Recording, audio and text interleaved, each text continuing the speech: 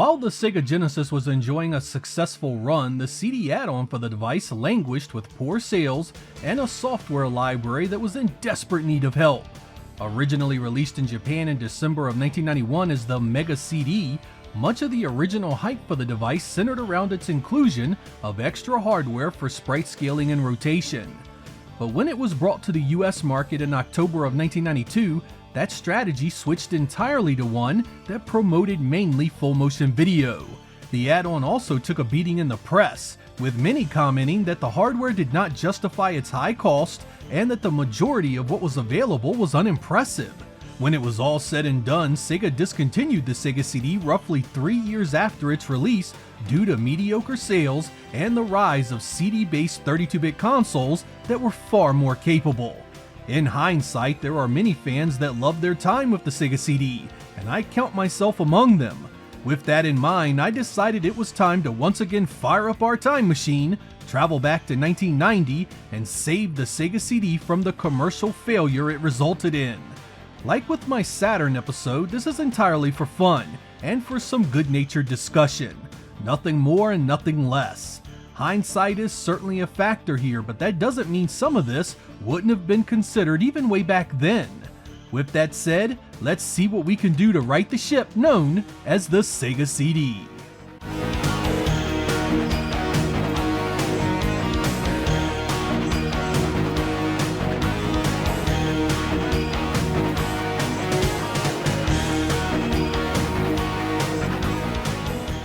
We are going to start back in 1990 when the Sega CD hardware was still in R&D, and we will make our final decisions on how things will look in the eventual retail release.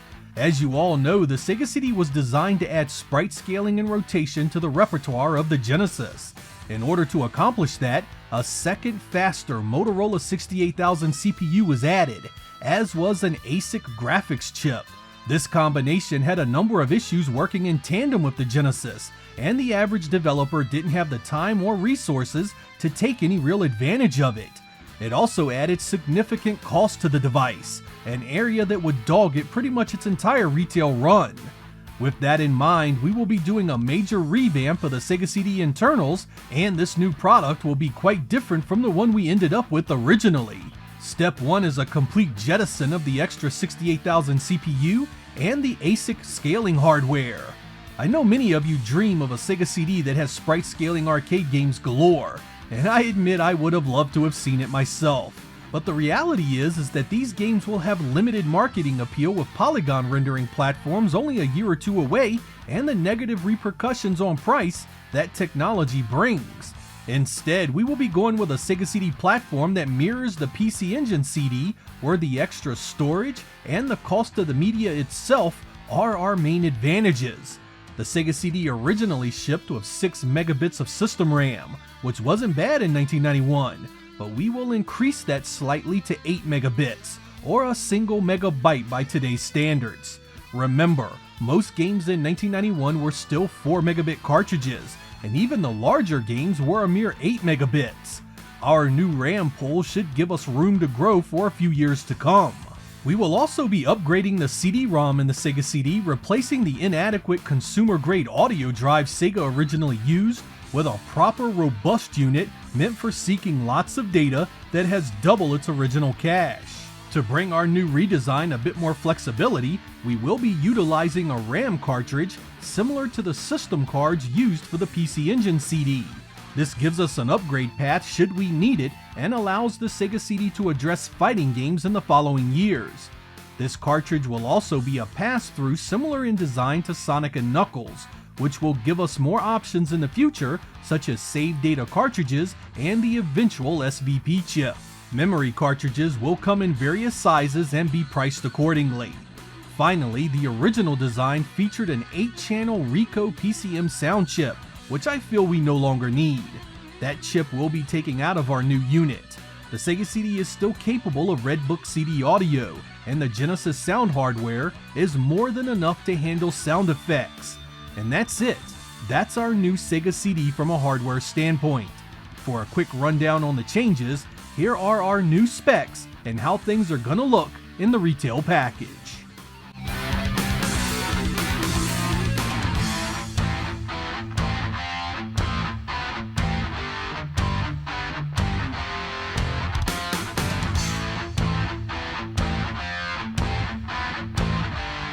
One of the saddest parts of the legacy of the Sega CD is the way Sega of Japan cut the other regions out of the loop during the device's creation. This level of mistrust and the lack of communication cannot go on, and we will address it immediately. The people responsible for the Sega branding in the West must be aware of what the new CD device is capable of, so they can plan the creation of games that will be selling it as early as possible. This collaboration will be a worldwide strategy that includes all division heads who will be setting up the type of games each region needs to succeed. The internal environment that had programmers so competitive with one another needs to be dialed back and replaced with a more company-focused pride where success as a whole is what everyone is working towards. I feel Sega had a real problem with this originally. Pride in your work is certainly important, but it came at the cost of working relationships and the overall health of the business itself. Everyone will be working towards a stronger, more successful Sega, and anything less will not be tolerated. With our Sega CD finished and our priorities straight, we need to discuss launch pricing, dates, and pack-in titles. Launching in Japan nearly a year before the US originally was a mistake I intend to fix. When the Mega CD hit the retail shelves in Japan, it had just 2 games. Third parties weren't ready for it, nor was Sega themselves. We need to give the platform and its developers more time to get games made so we can impress our customers more. To accomplish that, we will move the Japanese launch to March 1992, the US launch to June 1992, with PAL regions coming in September of 1992. In order to feed off of the major success that was the original Sonic, a special pack-in edition for the Sega CD will include Sonic with remixed CD audio, cinematic story scenes, a boss rush mode, a mirror mode for every stage, and a level editor where you can place your own enemies and power-ups. We will also pack in a Sounds of Sega audio CD that has music from many of the company's most popular games. This disc will play a major role in one of the features of our new Sega CD, the ability to play music CDs while you play your cartridges. Normal cartridge games going forward will have the ability to cut off the in-game music entirely, allowing the Sega CD to play any audio CD at your leisure. We will know of this feature well before the Sega CD's retail release, so we will start building in this option with cartridge games well before. Launch price will be an aggressive $199 and its equivalent in other regions. This was Sega's original plan before they added all that extra hardware in the final stages of development, and we will be going back to that while I'm in charge. The truth is, without the second 68,000 CPU, without the scaling hardware, and without that extra sound chip, we should easily be able to hit that price. Without all that extra silicon, we also can make our new product slimmer and far less bulky. If you have ever seen the proposed Mega CD floppy disk add-on, you'll have an idea of what I'm talking about.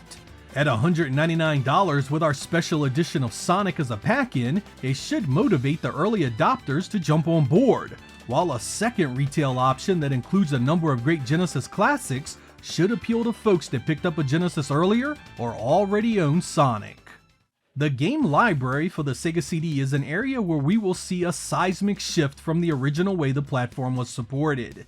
We will have 5 major game types on the Sega CD from day one. The first begins with all first-party and Sega-published games seeing a Sega CD version. They will launch day one with their cartridge counterparts, and they will all feature aggressive pricing at just $29.99. Our Sega CD customers will enjoy cheaper games for their investment in our new hardware, and it will be a major part of our advertising strategy. The second type of game that will be on the Sega CD is the exclusive software that will be used to define the CD experience. Games that fall into this category will carry a full retail price of $50.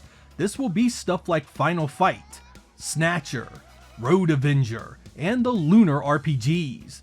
The third type of Sega CD release will be the Special Compilation Series. This is where we will pair similar games together on one CD for a very appealing price. Think Golden Axe 1 and 2. We can also do this over the next few years with additional releases as they become available. We can eventually have a Streets of Rage pack, a Sonic 3 and Knuckles Special Edition, and so on. The fourth type of game in our new Sega CD strategy is a full lineup of sports titles. This was not a priority originally, and that has got to change. Sega CD versions of the Joe Montana football series, David Robinson's basketball, Evander Holyfield's boxing, and all the others will fall in line with our day one cartridge to CD first party releases. Again, these will be priced at an attractive $29.99. Use the Sega CD memory cards to save your season and include a more robust television-like presentation. Our final type of game that will release on the Sega CD will be the combo cartridge and CD release. Since our RAM card is pass-through, we can still support a cartridge connection, and we will entice our third parties to use this feature with incredibly low licensing fees. This will open up our partners to use this feature for everything from optional CD soundtracks for their cartridge releases, combo games to better handle arcade ports like fighting games, and even offer CD expansions that add content for titles that already exist. Want more missions for Desert Strike? Done. More tracks for Micro Machines? Easy. A brand new side story for Streets of Rage? Here you go. The Sega CD can offer so much more than what it was originally used for. And while I'm sure we will still see full motion video releases, this platform will have much more to offer customers than ever before. I always felt the original advertising campaign for the Sega CD was entirely too restrictive in one note. It came out the gate focusing on full motion video like it was the second coming, and I don't think many gamers were all that impressed. Instead of traveling that same route, we will focus on all game types and features equally, especially our price of $199, our day one cartridge to CD titles at $29.99, and any and all exclusives that set the platform apart. By playing up all aspects of the Sega CD that make it a good value, we should avoid the unnecessary feelings that it's overpriced. The savings on new game releases alone can be played up to pay for the Sega CD itself in no time. The Sega CD was always a Genesis with expanded storage capabilities. We should double down on that.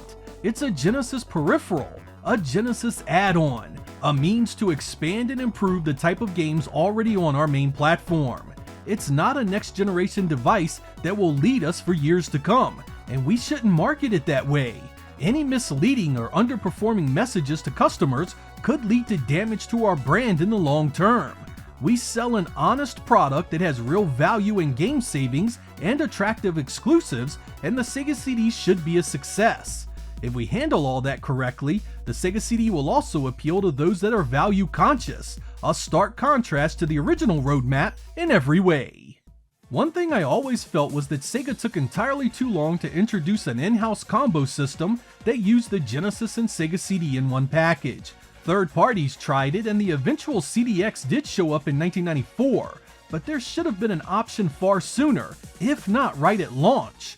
With our redesign, this new combo unit should be quite a bit smaller and cheaper than the Trailblazers before it, like the Wonder Mega. We will give it some added appeal with a great set of pack-in titles, maybe a sports edition to broaden things even further. With any luck, the added value this unit could bring thanks to cheaper software, exclusives, and its all-in-one solution could hopefully bring us a few more customers. I know this new direction will come with some fan-favorite titles not being possible. We will lose the Batman Returns driving game. The great shooter Soulstar from Core Design will be lost, as will all those cool scaling bonus stages that seem to be in many of the cartridge ports to the device. But the other important games will still be here and on a product that is far more affordable to the average Genesis fan. We will still get Snatcher, the Lunar titles, Terminator CD, Sonic CD, Shining Force CD, Popful Mail, Final Fight, Road Avenger, and even Night Trap. If we see a larger degree of success in terms of installed base, we could also see additional games the Sega CD missed back then. I don't think it would be unrealistic to expect more Capcom, Konami, and Namco support on better selling hardware. The removal of the sprite scaling and rotation chip, the extra CPU, and that additional sound chip is pivotal in the quest for a more successful product. I'd love to live in a world where the original $300 Sega CD had System 32 ports like Outrunners and the Revenge of Death Adder, but I just feel the cost versus performance isn't worth the hit sales will take. I really do think that NEC and Hudson had the right idea with their CD-ROM attachment. They didn't add any major new chips in the design, and it allowed them to rapidly lower the pricing of their units as time went on. In fact, right as the Sega CD was launching in the US, the Turbo Duo showed up at the same price. This combo of the Turbo graphics and the Turbo CD even included the Super CD-ROM upgrade and a number of games in the box. At that time, the standalone Turbo CD had dropped all the way down to $150, a huge discount compared to its original $399 pricing. I envision such price drops being an important part of this new Sega CD strategy as well. With a $199 price tag on our product at launch, we should see some price drops as 1993 and 94 come into focus. In case I'm not making myself clear, price and messaging are where I think the Sega CD went wrong. By giving our faithful Genesis owners a better price and more realistic expectations of its software, I feel things would have gone very differently. I'm Sega Lord X. Thank you guys for watching, and I will catch you next time.